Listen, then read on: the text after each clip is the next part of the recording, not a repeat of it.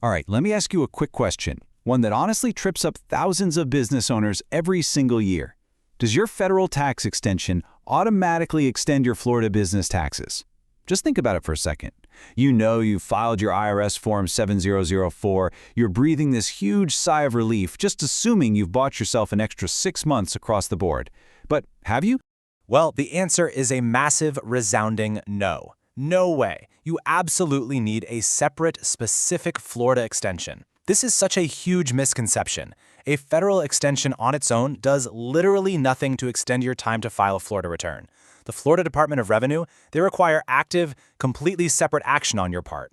If you're just sitting there relying on your federal extension, you are basically walking straight into a trap of late fees and massive compliance headaches.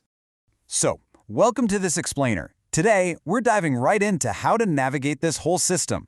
We are going to take what usually feels like this crazy bureaucratic maze and turn it into a super clear, actionable roadmap. By the time we wrap this up, you'll know exactly how to file a state tax extension for your Florida corporate taxes, making absolutely sure your business stays compliant and totally penalty-free. To keep things moving, we've got a really clear 6-part roadmap today. First, understanding state tax extensions. 2, eligibility and filing requirements. 3, a step-by-step filing guide. 4, common mistakes to avoid. 5, post-extension next steps. And finally, 6, helpful resources and tools. All right, let's get right into it. Okay, let's dive into Section 1, Understanding State Tax Extensions. We really need to lay the groundwork before you start filing anything. So, the undisputed star of this whole process is Form F-7004. The official title is a total mouthful. It's the Florida Tentative Income/Franchise Tax Return and Application for Extension of Time to File Return. Try saying that 3 times fast, right? Now, because Florida famously doesn't have an individual state income tax, this form is strictly for business entities. We're talking C corporations and certain LLCs or partnerships that have corporate owners or specific Florida nexus. Basically, this is your formal request to the state saying, hey, I need a bit more time to get my final paperwork together. Moving right along to Section 2, Eligibility and Filing Requirements. Let's figure out exactly who needs to apply for this and when you actually have to do it. Take a look at how Florida structures these deadlines. For C Corps and LLCs taxed as C Corps, the ones filing Form F-1120, your original deadline is the first day of the 5th month after your tax year ends. So for calendar year filers, that's usually May 1st. Getting an extension grants you an extra 6 months. Simple enough, right? Now, partnerships follow a similar 6-month extension rule, but they actually start a month earlier. But check out that bottom row. If your business has a June 30th fiscal year end, you get this unique exception. You actually get a 7-month extension. These are the evergreen rules that basically dictate your entire compliance calendar. So pinning down exactly where your business fits here is step number 1. Once you've got your deadline locked in, it's time to gather your prerequisites. Seriously, do not sit down to file without having these things right at your fingertips. You're going to need your valid federal employer identification number, your FIN, along with your legal business name and physical address. You'll also need your exact taxable year-end date. But here's the crucial part. You absolutely need your prior year tax returns, your current trial balances, and a solid record of the total estimated tax payments you've already made to the state. Oh, and one more thing. This form can't just be signed by anybody. It requires an authorized representative. So think a corporate officer, a CPA, or an enrolled agent. All right, here we go. Section 3, Step-by-Step Filing Guide. You've got your data, you know the deadlines, now it's time to actually execute.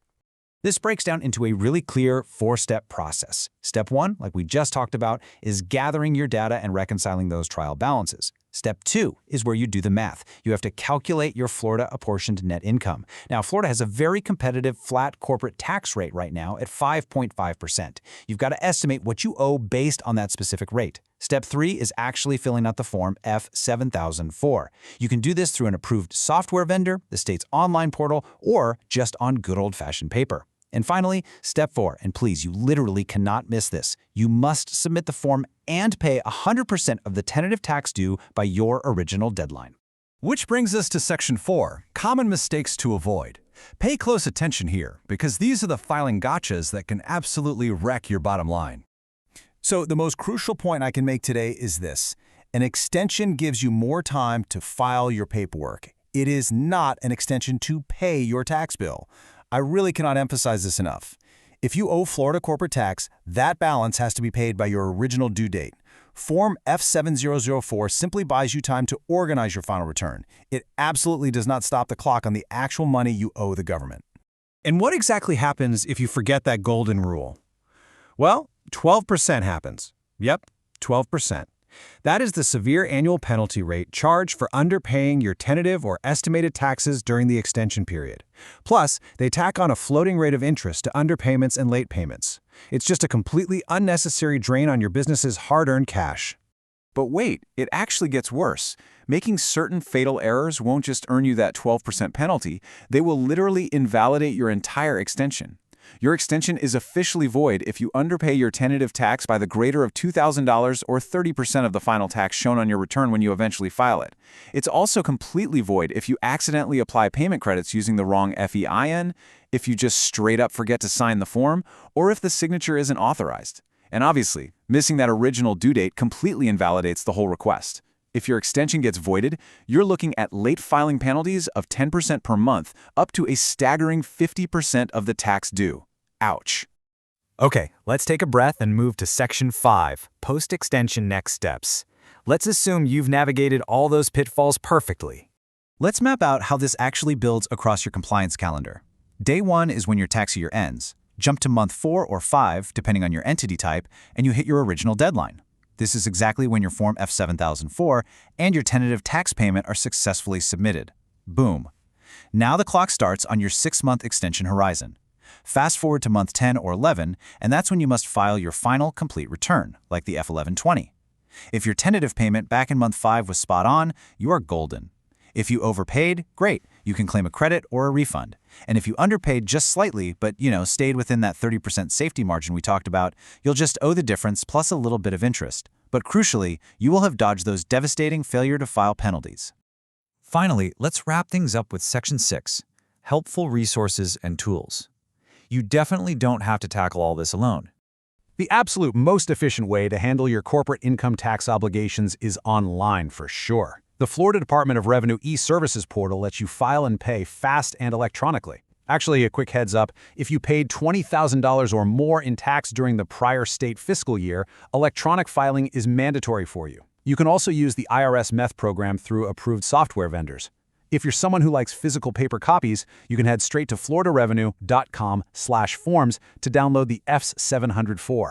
Oh, and if you have even a sneaking suspicion you might have an underpayment issue, grab Form F2220 to calculate your underpayment of estimated tax so there are no surprises. Now, as we bring this explainer to a close, it is incredibly important that we go over a quick professional disclaimer. The material we've discussed today is meant purely for general illustration and informational purposes. Please don't construe this as investment, tax, or legal advice. Florida's tax rules, especially when you start getting into multi-state apportionment and specific entity nexus, can get highly complex. Always consult with a qualified tax professional, CPA, or enrolled agent for personalized advice regarding your specific business situation. That is the best way to ensure total compliance. We have covered a massive amount of ground today, from shattering that huge myth about the automatic federal extension to walking through these super strict calculations required by the state of Florida. So I want to leave you with this final, provocative thought to chew on. Take a look at your business's compliance calendar right now. Are you leaving money on the table through poor tax planning? Or worse, are you actively risking a devastating 50% penalty just because you might have misunderstood your true filing deadlines? Seriously, don't wait until the last minute. Take action, consult a professional, and secure your extension the right way. Thanks for tuning in.